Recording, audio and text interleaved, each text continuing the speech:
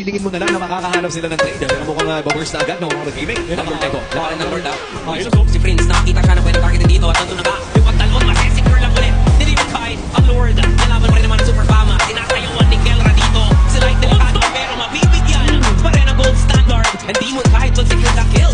Tuloy lang ang pag-arang. Alam mo, hindi na siya. Yan natin push. At nakuha agad. Hindi mo kahit yung Lord. Delikado pa nga buhay doon. Hindi mo gusto. At ngayon ay dalawa na ang masesecure. Ito ang high. Sasayaw mag-isa. Si Kelra dito. Nandun yung super friends pero hindi enough na damage output nila para pabagsakin ang sumunod. Kaya Aurora is coming na mismo.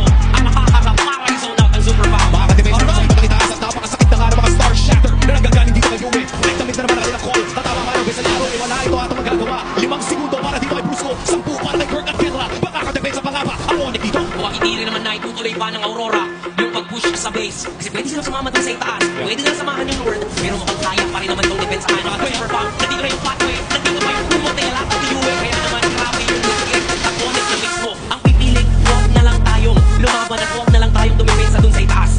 Oh my goodness, that goal mula sa Aurora. Immaculate.